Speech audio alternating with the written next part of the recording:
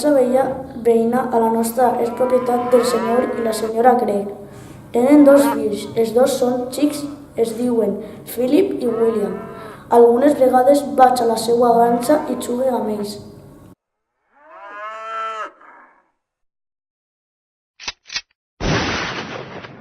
El que més els agradava al senyor Gregg i als seus fills és anar de caça. Cada dissabte pel matí agafaven les seues escopetes i s'endinsaven en el bosc a la recerca d'animals i ocells als quals disparar.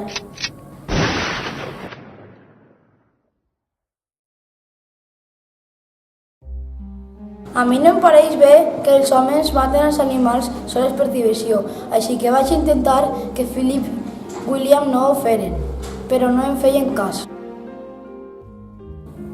Un dissabte vaig veure a Philip,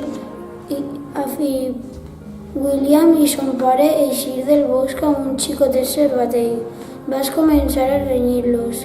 Ells es rigueren i es burlaren de mi i el senyor Gregg em va dir que me n'anara a ma casa i em ficara amb els meus propis assumptes.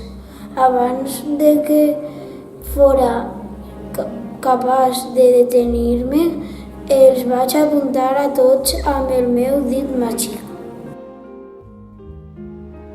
El dit màgic és una cosa que he pogut utilitzar tota la meva vida. No sé com ho faig, però quan m'enfade molt ho veig tot roig i la punta del dit em formideja terriblement. De repente, una especie de llamp ix de mi, bota i toca la persona que m'ha fet enfadar i comencen a córrer coses.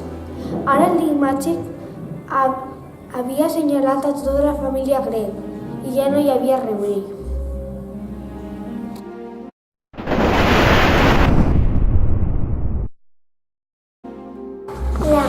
La mateixa vesprada que vaig senyalar amb el dit màgic a la família Gregg, Philip i William varen eixir a caçar una vegada més.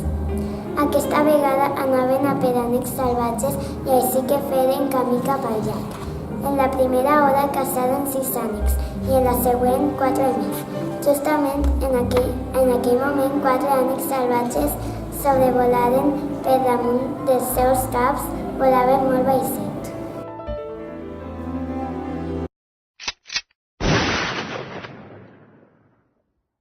Sonaren les escopetes. Els ànecs s'elevaren i volaren més alts.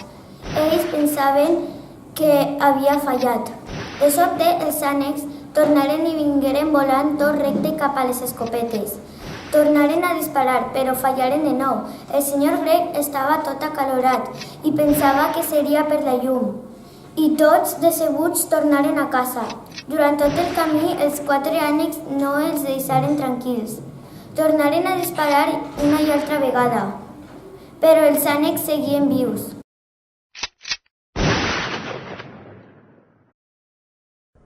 Per la nit, quan el senyor Gregg va eixir al pati a per llenya, va sentir soroll d'ales. Quan va mirar cap amunt, va veure els 4 ànecs volant dalt d'ell. Va sentir molta por i se n'anà al llit molt espantat. Quan es va fer de dia i va voler traure la mà per agafar el rellotge no va poder. Es va seure al llit i va veure quin aspecte tenia. Donà un crit. Ara era un homenet minúscul o havien estat els seus braços, ara tenia ales d'ànec. La senyora Gregg botà del llit i va anar a l'espill. Ella també tenia ales en lloc de braços. Philip i William varen entrar en l'habitació molt contents i cridant: «Mamà, papà, mireu, podem volar!» El senyor i la senyora Gregg també ho varen intentar. Bateren les ales amb força i, finalment, eixiren tots volant per la finestra. Els va parèixer meravellós el fet de poder volar. De sobte, William dona un crit. Mireu, hi ha algú en el nostre jardí! En el seu jardí veien 4 enormes ànecs salvatges.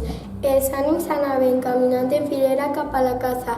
El senyor Greg cridà: «Fora! Aquesta és la meva casa!» Els ànecs miraren cap amunt, clacaren i el primer obrí la porta i entrà en la casa. La resta entrà darrere d'ell. Tota la família començà a plorar. S'havien quedat sense casa. On dormirien ara? El senyor Greg digué: «Aneu a fer un niu». Volaren a dalt d'un arbre molt gran, agafaren un muntó de branquetes, plomes i fulles amb la boca perquè no tenien mans i feren un niu molt confortable. De sobte, la senyora Greg se'n va adonar de que no havien menjat res en tot el dia, pensant que podrien entrar a la casa per una finestra i agafar una capsa de galetes, però les finestres estaven tancades i van veure un ànec cuinant. Un altre dormint al llit dels xiquets. Un altre amb l'escopeta del senyor Greg. Els xiquets ploraven de fam i de tristor. Aleshores, la senyora Greg els proposà fer una sabrosa hamburguesa de cucs, però els xiquets no volien ni imaginar-se-ho. Decidiren menjar pomes, però menjar pomes sense mans és molt complicat. Amb molta fam tornaren al niu. Per la nit, quan tota la família estava intentant dormir, un fort vent començà a bufar l'arbre. Es balancejava i tingueren por de que el niu es caiguera. Començà a ploure i l'aigua entrava en el niu per tot arreu. Estaven tots sopats. Va ser una nit horrible. Quan al dia següent va eixir el sol i la tranquil·litat tornar al niu, de sobte en mirar cap avall es portaren la major sorpresa de sa vida. Els 4 ànecs estaven baix de l'arbre apuntant-los amb 4 escopetes. «No, no, no!» cridaren. «Com que no?», va dir l'ànec. «Vosaltres ens dispareu constantment». Ja, però nosaltres tenim permís. Sí? De qui? Nosaltres mateixos ens donem permís. Ah, molt bé, llavors. Ara nosaltres ens donem permís a nosaltres mateixos per disparar-vos. Oh, per favor, els meus 2 xiquets estan ací amb nosaltres. Vosaltres ahir disparareu als meus 6 fillets. No tornarem a fer-ho. Ho promet, t'ho prometem. Mai, mai, mai! Ho diu sincerament? Mai tornaré a disparar a cap animal. Em donaràs la teua paraula? Sí, sí. Et desfaràs de les escopetes? Les partiré a trossets xiconinos. Molt bé, ara podeu baixar. De repent, tot es torna negre. Una sensació estranya es va inundar. Poquet a poquet, el color negre anà transformant-se en blau, roig i... De repent estaven allí, banyats en la llum del sol, en el seu propi jardí, prop de sa casa, i tot havia tornat una altra vegada a la normalitat. Es ficaren a ballar molt contents, i aleshores allà dalt varen veure els 4 ànecs volant, junts cap al llac del bosc.